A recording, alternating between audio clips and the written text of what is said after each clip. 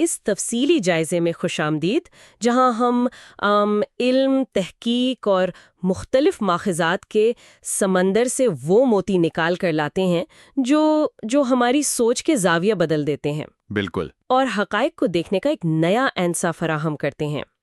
آج کا ہمارا موضوع ایک ایسا تصور ہے جو صدیوں پرانا ہونے کے باوجود آج کی اس جدید اور انفارمیشن سے بھری ہوئی دنیا میں بہت اہم ہے۔ آج ہم روحانی بہرے پن پر الہی کلام کا ایک تفصیلی جائزہ لے رہے ہیں۔ صحیح، اور یہ سچ میں بہت فٹ بیٹھتا ہے آج کے دور پر۔ ہاں، اور ہمارے پاس جو ماخذ ہے وہ قرآن مجید کی سورہ یونس کی 3 نہایت اہم اور فکر انگیز آیات ہیں، یعنی آیت نمبر 42، 43 اور 44۔ ہمارا آج کا مقصد یا ہمارا مشن کہہ لیں، ان بظاہر سادہ الفاظ کے پیچھے چھپے انسانی نفسیات کے اس گہرے راز کو کھوجنا ہے جہاں انسان کے ظاہری حواس، یعنی اس کا دیکھنا اور سننا، تو پوری طرح کام کر رہے ہوتے ہیں، لیکن باطنی طور پر وہ ایک گہرے اندھے پن اور بہرے پن کا شکار ہوتا ہے۔ یعنی فزیکلی وہ بالکل ٹھیک ہوتا ہے۔ ایگزیکٹلی، اور سب سے بڑھ کر یہ جاننا ہے کہ اس کیفیت کا حتمی ذمہ دار آخر ہے کون۔ یہ ایک ایسا علمی سفر ہے جو ظاہری حواس سے شروع ہو کر انسان کے شعوری فیصلوں تک جاتا ہے۔ اور میرا ماننا ہے کہ یہ موضوع اس لیے بھی غیر معمولی حیثیت رکھتا ہے کیونکہ یہ ہمیں اس بات پر مجبور کرتا ہے کہ ہم انفارمیشن کو سمجھنے اور انہیں پروسیس کرنے کے اپنے بنیادی طریقوں پر ایک تنقیدی نگاہ ڈالیں۔ جب ہم ان آیات کا مطالعہ کرتے ہیں تو یہ صرف ایک قدیم متن نہیں رہتا، بلکہ یہ انسانی رویوں، نفسیات اور سچائی سے فرار اختیار کرنے کی ہماری اندرونی کیفیت کا ایک کمال تجزیہ بن جاتا ہے۔ بہت خوب۔ یہ ہمیں بتاتا ہے کہ کسی چیز کا ہمارے سامنے موجود ہونا اور ہمارا اس کو حقیقت میں تسلیم کرنا، یہ دونوں کتنے مختلف عمل ہیں۔ دونوں میں زمین آسمان کا فرق ہے۔ صحیح، عام طور پر یہ سمجھا جاتا ہے کہ اگر انفارمیشن کانوں تک پہنچ رہی ہے یا آنکھوں کے سامنے ہے تو ظاہر ہے سچائی تک رسائی حاصل ہو گئی ہے، لیکن یہ متن اس مفروضے کو ریجیکٹ کرتا ہے اور بتاتا ہے کہ حقیقت تک پہنچنے کا راستہ ان ظاہری حواس سے کہیں آگے انسان کی عقل اور اس کی اندرونی بصیرت سے ہو کر گزرتا ہے۔ چلیں اس بات کی گہرائی میں چلتے ہیں اور سورہ یونس کی آیت نمبر 42 سے شروعات کرتے ہیں۔ ضرور۔ اس آیات کے پہلے حصے میں ایک منظر پیش کیا گیا ہے کہ اور ان میں سے کچھ وہ ہیں جو آپ کی طرف کان لگاتے ہیں، یعنی وہ بظاہر بڑے دھیان سے بات سن رہے ہیں۔ دھیان سے سننا۔ ایسا لگتا ہے کہ وہ پوری طرح متوجہ ہیں، لیکن پھر فوراً ہی آیت کا دوسرا حصہ ایک زبردست اور چونکا دینے والا سوال اٹھاتا ہے، تو کیا آپ بہروں کو سنا سکتے ہیں خواہ وہ بالکل عقل نہ رکھتے ہوں؟ صحیح۔ یہ ایک ایسا تضاد ہے جو تھوڑا سا الجھا دیتا ہے۔ میرا مطلب ہے ایک ہی جملے میں ان لوگوں کا ذکر ہے جو سن بھی رہے ہیں اور پھر انہیں بہرا بھی کہا جا رہا ہے۔ آخر یہاں کس قسم کے سننے کی بات ہو رہی ہے؟ یہاں جو بات سب سے زیادہ حیران کن ہے وہ یہ ہے کہ اس متن نے فزیکلی سننے کے عمل اور اسپرچولی سمجھنے یا ادراک کرنے کے درمیان ایک بہت ہی واضح لکیر کھینچی ہے۔ فزیکلی اور اسپرچولی۔ اگر ہم بایولوجی کے لحاظ سے دیکھیں تو کانوں کا کام صرف آواز کی لہروں کو دماغ تک پہنچانا ہے۔ یہ ایک میکینیکل عمل ہے۔ بالکل۔ جب آیت کہتی ہے کہ وہ آپ کی طرف کان لگاتے ہیں تو اس کا مطلب ہے کہ آواز کے وہ سگنلز ان کے دماغ تک کامیابی سے جا رہے ہیں، لیکن کمال اس لفظ الصم یعنی بہرے پن کے استعمال میں ہے، جسے اس کے فوراً بعد لا یعقلون یعنی عقل کا استعمال نہ کرنے سے جوڑ دیا گیا ہے۔ یعنی بہرا پن اور عقل کا نہ ہونا ایک ساتھ جڑے ہیں؟ ایگزیکٹلی۔ اس کا واضح مطلب یہ ہے کہ قرآن کے نزدیک بہرا وہ نہیں ہے جس کے کانوں کے پردے خراب ہیں، بلکہ اصل بہرا وہ ہے جس کے کان تو سلامت ہیں لیکن وہ ان سنی ہوئی باتوں پر غور و فکر کرنے، اپنی عقل اور سمجھ کو استعمال کرنے سے انکاری ہے۔ محض آواز کا کانوں سے ٹکرانا علم حاصل کرنا نہیں ہے۔ اس کو سمجھنے کے لیے اگر ہم آج کی جدید ٹیکنالوجی کی ایک مثال لیں تو میں کہوں گی کہ یہ بالکل نوائز کینسلنگ ہیڈ فونز کی طرح کام کرنے والا عمل معلوم ہوتا ہے۔ واہ، یہ ایک بڑی دلچسپ مثال ہے نا؟ ان ہیڈ فونز کے اندر چھوٹے چھوٹے مائکرو فونز لگے ہوتے ہیں جو باہر کی آوازوں کو مکمل طور پر سنتے اور کیچ کرتے ہیں۔ یعنی ڈیوائس آواز سن رہی ہوتی ہے۔ صحیح، لیکن پھر اس کا انٹرنل پروسیسر اس بیرونی شور کے بالکل مخالف ایک اور ساؤنڈ ویو یا اینٹی ویو پیدا کرتا ہے جو اس بیرونی آواز کو کاٹ کر رکھ دیتی ہے اور پہننے والے کو کچھ سنائی نہیں دیتا۔ بالکل، اسے کاٹ دیتی ہے۔ تو کیا انسان کا دماغ بھی حقائق کے ساتھ بالکل یہی نہیں کر رہا ہوتا؟ وہ سچائی کی آواز کو سنتا تو ہے، لیکن اس کی انا یا اس کے تعصبات فوراً ایک اینٹی لاجک پیدا کر دیتے ہیں جو اس سچائی کو اندر اترنے سے پہلے ہی کینسل کر دیتی ہے۔ یہ ایک انتہائی شاندار اور برمحل تشبیہ ہے۔ انسان کا جو دفاعی نظام ہے یا اس کی نفسیات بالکل اس نوائز کینسلنگ ٹیکنالوجی کی طرح کام کرتی ہے۔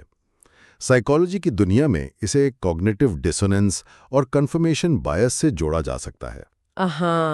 Cognitive dissonance. ہاں، جب کوئی سچائی انسان کے پہلے سے بنے ہوئے عقائد، اس کی انا یا اس کے ذاتی مفادات سے ٹکراتی ہے تو اس کے ذہن میں ایک شدید بے چینی پیدا ہوتی ہے۔ وہ ڈسکمفرٹ فیل کرتا ہے۔ ایگزیکٹلی، اور اس بے چینی سے بچنے کے لیے اس کا ذہن فوراً جوابی دلائل یا بہانے گھڑنا شروع کر دیتا ہے۔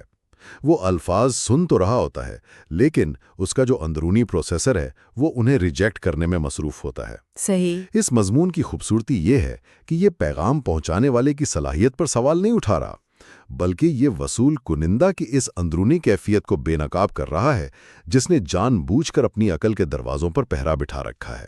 لیکن ایک لمحے کے لیے یہاں رکتے ہیں۔ یہ بات تسلیم کرنا کافی مشکل اور تھوڑا کڑوا گھونٹ محسوس ہوتا ہے کہ انسان ہمیشہ جان بوجھ کر ایسا کرتا ہے۔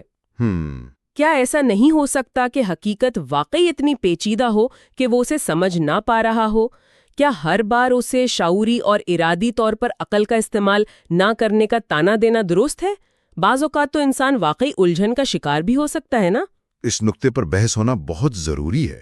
یقیناً انسان الجھن کا شکار ہو سکتا ہے اور ہر چیز فوراً سمجھ میں نہیں آتی، لیکن متن کے الفاظ پر دوبارہ غور کریں۔ یہاں لا یعقلون کا استعمال ہوا ہے، جس کا مطلب ہے وہ عقل استعمال نہیں کرتے۔ ہاں، وہ استعمال نہیں کرتے۔ اس کا مطلب یہ نہیں ہے کہ ان کے پاس عقل نہیں ہے یا وہ پیدائشی طور پر کند ذہن ہے۔ بات کیپیسٹی کی نہیں ہو رہی، بلکہ اس کیپیسٹی کے استعمال سے انکار کی ہو رہی ہے۔ یہ ایک ایکٹیو عمل ہے۔ صحیح۔ جب ایک شخص مسلسل ایسے دلائل کو نظر انداز کرے جو واضح ہیں اور ان پر سوچنے کی زحمت تک گوارا نہ کرے، تو پھر یہ معصومیت یا الجھن نہیں رہتی۔ یہ ایک شعوری فیصلہ بن جاتا ہے کہ میں نے اس بات کو نہیں سمجھنا کیونکہ یہ میرے لیے زحمت کا باعث بنے گی، اور یہی وہ رویہ ہے جسے متن روحانی بہراپن قرار دے رہا ہے۔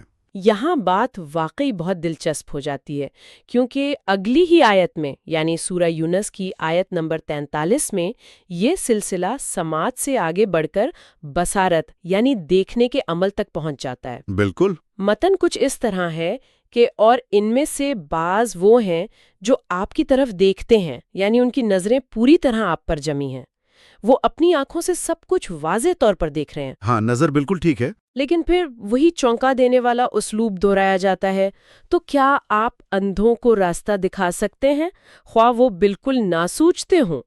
اب یہاں ینظر یعنی ظاہری طور پر دیکھنے اور لا یبصرون یعنی بصیرت نہ رکھنے یا حقائق کو نہ دیکھ پانے کا ایک زبردست تضاد پیش کیا گیا ہے۔ صحیح۔ یہ پچھلی آیت کے سننے والے استعارے کی ہی ایک اور مضبوط کڑی معلوم ہوتی ہے، لیکن اس بار بات آنکھوں اور اندھے پن کی ہو رہی ہے۔ اس سے ایک اہم سوال پیدا ہوتا ہے کہ کیا کسی حقیقت کا ہماری آنکھوں کے بالکل سامنے ہونا اس بات کی ضمانت ہے کہ ہم اسے سمجھ بھی گئے ہیں؟ واقعی۔ پچھلی آیت میں ہم نے سماعت اور عقل کا تعلق دیکھا، اور یہاں اس آیت میں ظاہری بصارت یعنی سائٹ اور باطنی بصیرت یعنی ان سائٹ کا تعلق قائم کیا گیا ہے۔ سائٹ اور ان سائٹ۔ عربی کے لفظ ینصر کا مطلب ہے کہ آنکھیں کھلی ہیں، وہ ایک سمت میں مرکوز ہیں اور کسی چیز کو دیکھ رہی ہیں، لیکن لا یبصرون کا مطلب ہے کہ وہ اندر کی روشنی، وہ سمجھ، وہ ادراک اور وہ انالیٹیکل پاور موجود نہیں ہے جو اس دیکھے ہوئے منظر کا صحیح مطلب نکال سکے۔ یعنی آنکھوں کا کھلا ہونا کافی نہیں۔ بالکل، جس طرح صرف سن لینا علم نہیں، اس طرح صرف دیکھ لینا بھی ادراک نہیں ہے۔ اندھا پن آنکھوں کی بینائی چلے جانے کا نام نہیں ہے، بلکہ یہ اس بصیرت کے کھو جانے کا نام ہے جو سچ اور جھوٹ یا ظاہری دھوکے اور اصل حقیقت کے درمیان فرق کرتی ہے۔ اس کو اگر ہم ایک اور زاویے سے سمجھنے کی کوشش کریں تو یہ کیفیت میڈیکل سائنس کی اس اصطلاح جیسی لگتی ہے جسے سنو بلائنڈنس یعنی برفانی اندھا پن کہا جاتا ہے۔ ہاں، سنو بلائنڈنس۔ برفانی علاقوں میں جب سورج کی روشنی برف پر پڑ کر سیدھی آنکھوں میں ریفلیکٹ ہوتی ہے تو روشنی کی اتنی زبردست زیادتی ہوتی ہے کہ آنکھوں کا کورنیا جل جاتا ہے اور انسان کچھ دیر کے لیے بالکل اندھا ہو جاتا ہے۔ صحیح۔ اور یہ اندھا پن اندھیرے یا روشنی کی کمی کی وجہ سے نہیں ہوتا بلکہ روشنی کی اس قدر بہتات کی وجہ سے ہوتا ہے جسے آنکھیں پروسیس نہیں کر پاتی۔ آج کے دور میں انفارمیشن کی جو بمباری ہمارے ذہنوں پر ہو رہی ہے، ہر طرف دعوے، ثبوت اور حقائق بکھرے پڑے ہیں، کیا یہ روشنی کی وہی زیادتی نہیں ہے جس نے ہماری اندرونی بصیرت کو سنو بلائنڈ کر دیا ہے؟ یہ بہت گہری بات ہے۔ ہم سب کچھ دیکھ رہے ہیں لیکن دراصل ہم کچھ بھی نہیں دیکھ پا رہے۔ یہ ایک بہت ہی طاقتور مشاہدہ ہے۔ برفانی اندھے پن کی یہ مثال موجودہ دور کے انفارمیشن اوورلوڈ پر بالکل فٹ بیٹھتی ہے۔ ہم ایک ایسے دور میں ہیں جہاں ہر شخص کے پاس معلومات تک رسائی ہے۔ وہ اپنی اسکرین پر روزانہ لاتعداد چیزیں دیکھتا ہے، دنیا بھر کے واقعات کا مشاہدہ کرتا ہے۔ بالکل، نوٹیفیکیشنز ہر وقت آتی رہتی ہیں۔ بظاہر اس کے پاس روشنی یا ڈیٹا کی کوئی کمی نہیں ہے، لیکن اندرونی بصیرت کے بغیر یہ تمام ڈیٹا صرف آنکھوں کو چوندیانے والا ایک شور ہے۔ انسان ان حقائق کو دیکھ کر بھی ان سے کوئی سبق نہیں سیکھتا، اپنا رویہ نہیں بدلتا۔ ہاں، وہ ظلم کو دیکھتا ہے لیکن اسے محسوس نہیں کرتا، وہ سچائی کو دیکھتا ہے لیکن اس کی پیروی نہیں کرتا۔ یہ اس بات کا ثبوت ہے کہ ظاہری بصارت کا آلہ تو کام کر رہا ہے، لیکن جو اندر کا نیویگیشن سسٹم تھا، جو بصیرت تھی، وہ مکمل طور پر ناکارہ ہو چکی ہے۔ اور اس میں ایک بہت بڑا المیہ بھی چھپا ہوا ہے۔ جب کوئی شخص ظاہری طور پر یا فزیکلی اندھا ہوتا ہے تو وہ اپنی اس کمی کو تسلیم کرتا ہے۔ اس کے اندر ایک عاجزی ہوتی ہے۔ ہاں، وہ جانتا ہے۔ وہ جانتا ہے کہ وہ نہیں دیکھ سکتا، اس لیے وہ دوسروں کی مدد لیتا ہے۔ وہ راستے تلاش کرنے کے لیے لاٹھی کا سہارا لیتا ہے یا زیادہ محتاط ہوتا ہے۔ لیکن یہ جو روحانی یا باطنی اندھا پن ہے، اس کی سب سے بڑی ٹریجڈی یہ ہے کہ انسان کو یہ شدید وہم ہوتا ہے کہ وہ سب کچھ بالکل صاف اور واضح دیکھ رہا ہے۔ صحیح کہا۔ یہ وہم علم یا یہ تکبر کہ مجھے سب پتا ہے اور میں سب دیکھ رہا ہوں، اسے کبھی یہ ماننے ہی نہیں دیتا کہ وہ اندھے پن کا شکار ہے، اور یہی وجہ ہے کہ وہ ہدایت یا سچائی کے راستے سے اور بھی دور ہوتا چلا جاتا ہے۔ اور اسی لیے متن کا یہ سوالی انداز کہ کیا آپ اندھوں کو راستہ دکھا سکتے ہیں، ایک بہت گہری حقیقت کی طرف اشارہ کرتا ہے۔ آپ ایک ایسے شخص کی رہنمائی کیسے کر سکتے ہیں جسے یہ یقین ہو کہ اسے کسی رہنمائی کی ضرورت ہی نہیں؟ بالکل۔ جب تک کوئی شخص اپنے اندرونی اندھے پن کو تسلیم کر کے خود روشنی کی طرف نہ آنا چاہے، اسے زبردستی سچائی کا راستہ نہیں دکھایا جا سکتا۔ ہدایت، یہ سمجھ، کوئی ایسی چیز نہیں ہے جو انجیکشن کے ذریعے کسی کے اندر اتاری جا سکے۔ اس کے لیے وصول کنندہ کا تیار ہونا اور اپنی بصیرت کی آنکھیں کھولنا پہلی شرط ہے۔ تو اس سب کا اصل مطلب کیا ہے؟ یہاں ہم فلسفے کی ایک بہت پرانی اور گہری بحث میں داخل ہو رہے ہیں۔ اگر ایک انسان کے پاس بصیرت نہیں ہے، اگر وہ اپنی عقل کا استعمال نہیں کر رہا، تو کیا یہ سب اس کے قابو سے باہر ہے؟ کیا وہ بس ایسا ہی پیدا ہوا ہے؟ اور اگر ایسا ہے تو پھر اس پر الزام کیسا؟ یہ تو بظاہر ایک ناانصافی معلوم ہوتی ہے کہ کوئی شخص حق کو دیکھ یا سن نہیں پا رہا اور الٹا اسے ہی اس کا ذمہ دار بھی ٹھہرایا جا رہا ہے۔ صحیح سوال ہے۔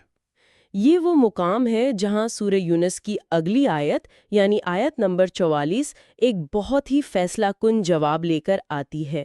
اس آیت کا اعلان ہے کہ بے شک اللہ لوگوں پر ذرہ برابر بھی ظلم نہیں کرتا، لیکن لوگ خود اپنی جانوں پر ظلم کرتے ہیں۔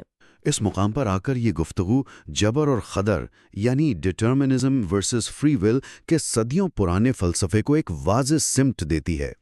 انسان ہمیشہ سے یہ بہانہ تلاش کرتا رہا ہے کہ اس کی ناکامیوں یا اس کی گمراہیوں کے پیچھے حالات کی مجبوری ہے یا کوئی بیرونی طاقت اسے ایسا کرنے پر مجبور کر رہی ہے۔ یہ جبر کا تصور ہے۔ ہاں، ہم ہمیشہ بلیم گیم کھیلتے ہیں۔ ایگزیکٹلی۔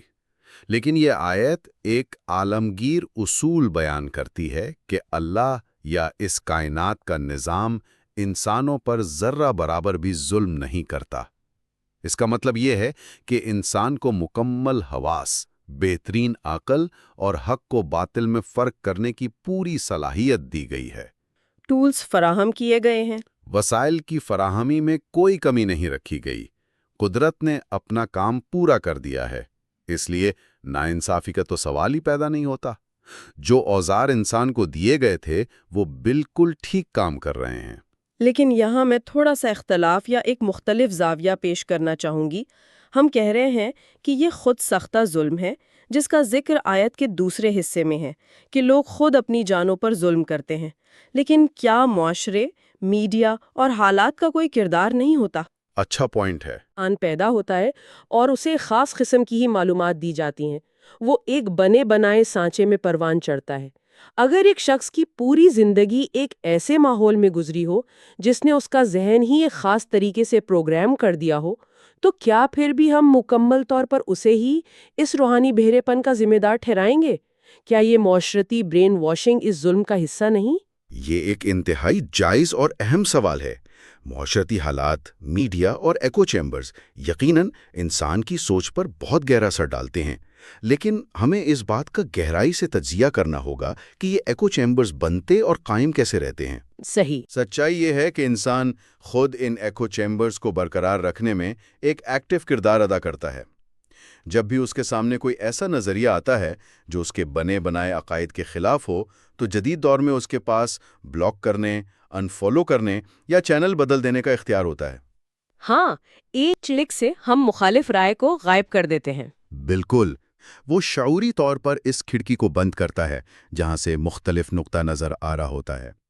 اور اگر ہم تاریخ میں بھی دیکھیں تو پیغمبروں یا مفکرین نے ہمیشہ معاشرے کے بنے بنائے عقائد کو ہی چیلنج کیا تھا۔ یہ تو ہے۔ اگر انسان کا دفاع صرف یہ ہوتا کہ مجھے تو معاشرے نے ایسا ہی سکھایا تھا، تو پھر کسی بھی دور میں کوئی تبدیلی نہیں آ سکتی تھی۔ لیکن حقیقت یہ ہے کہ انسان کے اندر عقل کا ایک ایسا خود مختار مرکز موجود ہے جو ہر طرح کی برین واشنگ کو توڑنے کی صلاحیت رکھتا ہے۔ صحیح کہا۔ جب وہ جان بوجھ کر اس مرکز کو استعمال نہیں کرتا، اس سہولت کو نظر انداز کرتا ہے اور ایکو چیمبر میں رہنا پسند کرتا ہے کیونکہ وہ آرام دہ ہے، تو پھر یہ ظلم وہ خود اپنے اوپر کر رہا ہوتا ہے۔ یہ جواب اس مسئلے کی جڑ تک پہنچ جاتا ہے، یعنی یہ سچائی کو سمجھنے کی صلاحیت نہ ہونے کا مسئلہ نہیں ہے، بلکہ یہ سچائی کو ماننے سے اس شعوری انکار کا نام ہے جو انسان اپنی سہولت، اپنے تعصبات یا اپنی انا کی وجہ سے کرتا ہے۔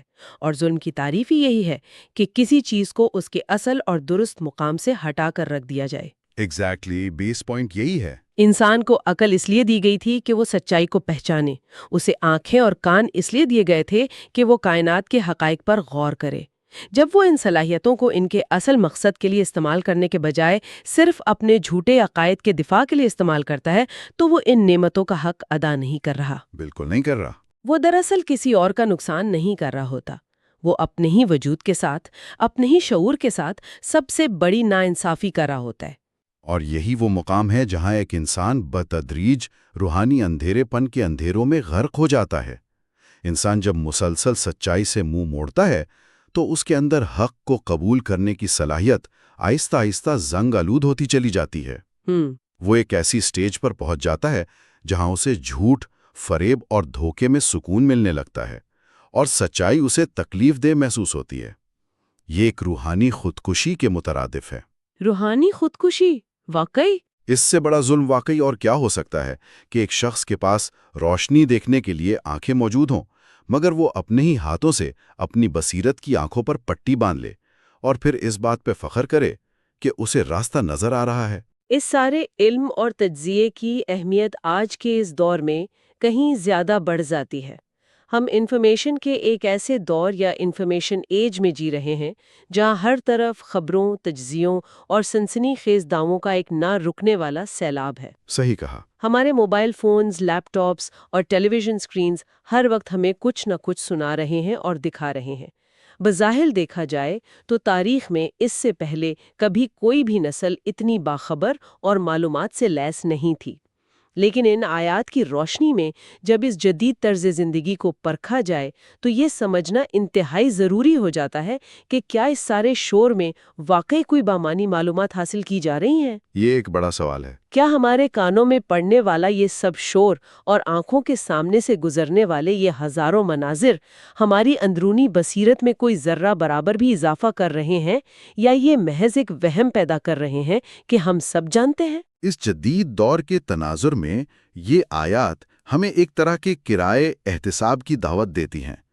آج کے دور کے الگورتھمز بھی بالکل اسی طرح ڈیزائن کیے گئے ہیں کہ وہ ہمیں صرف وہی کچھ دکھاتے اور سناتے ہیں جو ہم دیکھنا اور سننا چاہتے ہیں۔ ہاں، وہ ایکو چیمبرز اور فلٹر ببلز۔ ایگزیکٹلی وہ ہماری پسند اور ناپسند کو پہچان کر ہمارے ارد گرد ایک ایسا حصار بنا دیتے ہیں جو ہماری سوچ کو ایک ہی سمت میں دھکیلتا آتا ہے۔ ہم مختلف یا مخالف نقطۂ نظر کو سنتے تو ہیں، لیکن لا یعقلون کی مصداق اس پر غیر جانبدارانہ عقل استعمال کیے بغیر اسے فوراً رد کر دیتے ہیں۔ صحیح۔ ہم حقائق کو کھلی آنکھوں سے دیکھتے تو ہیں، لیکن لا یبصرون کے مصداق ان سے کوئی بصیرت یا گہرا سبق حاصل نہیں کرتے۔ ہم نے ٹیکنالوجی اور اپنے طرز زندگی کی مدد سے خود کو ان سچائیوں سے بچانے کے لیے دیواریں کھڑی کر لی ہیں جو ہمیں ذہنی طور پر بے آرام کر سکتی ہیں۔ یہ رویہ بالکل وہی ہے جس کا ذکر ان آیات میں اتنی صراحت کے ساتھ کیا گیا ہے۔ اگر ہم اس تفصیلی جائزے کے تمام پیغامات کو سمیٹیں تو ہمارے سامنے ایک انتہائی واضح اور مکمل تصویر ابھر کر آتی ہے۔ ہمارے یہ ظاہری حواس، یہ کان اور یہ آنکھیں دراصل صرف معلومات جمع کرنے کے اوزار یا ٹولز ہیں۔ صرف ٹولز ہیں، بالکل۔ ان کی اپنی کوئی حتمی حیثیت نہیں ہے۔ ان کی اہمیت تبھی بنتی ہے جب ان کے پیچھے ایک زندہ بیدار عقل اور حق کی تلاش میں تڑپتی ہوئی بصیرت موجود ہو۔ حقیقت کا سفر آنکھ اور کان کے پردوں سے شروع ہو کر دل اور دماغ کی گہرائیوں میں موجود اس پروسیسر پر جا کر ختم ہوتا ہے۔ کائنات کی کوئی بھی سچائی انسان کو تبدیل نہیں کر سکتی، اور سب سے اہم بات یہ کہ ان صلاحیتوں کو بند رکھنا ایک شعوری انتخاب ہے جو انسان کا اپنی ذات پر کیا گیا سب سے بڑا ظلم ہے۔ بالکل ایسے ہی ہے۔ اب جب ہم اپنی اس گہری اور پرسوچ گفتگو کے اختتام کی طرف بڑھ رہے ہیں تو ان آیات نے ہمارے سامنے غور و فکر کرنے کے لیے ایک بہت وسیع کینوس رکھ دیا ہے۔ اگر اس پوری کائنات کا سب سے بڑا اور بھیانک ظلم واقعی وہ ہے جو انسان حقائق کو نظر انداز کر کے اپنی عقل کو سلا کر خود اپنے اوپر کرتا ہے، تو ایک بہت اہم سوال ذہن میں ابھرتا ہے۔ وہ کیا؟ آج کے دن ہمارے اپنے ارد گرد کے ماحول میں اور ہماری اپنی زندگیوں میں اور ایسی کون سی کھلی، واضح اور چیختی ہوئی سچائیاں ہیں جن کے سامنے انسان نے خود کو جان بوجھ کر ایک مکمل ارادے کے ساتھ بہرا اور اندھا کر رکھا ہے؟ وہ کون سے ایسے حقائق ہیں جو آنکھوں کے بالکل سامنے ہیں، کانوں میں مسلسل گونج رہے ہیں، لیکن اپنی ذات کے ساتھ ناانصافی کرتے ہوئے انہیں تسلیم کرنے سے شعوری طور پر انکار کیا جا رہا ہے؟ یہ ایک ایسا سوال ہے جو ہم سب کو اپنے گریبان میں جھانک کر خود سے پوچھنے کی ضرورت ہے۔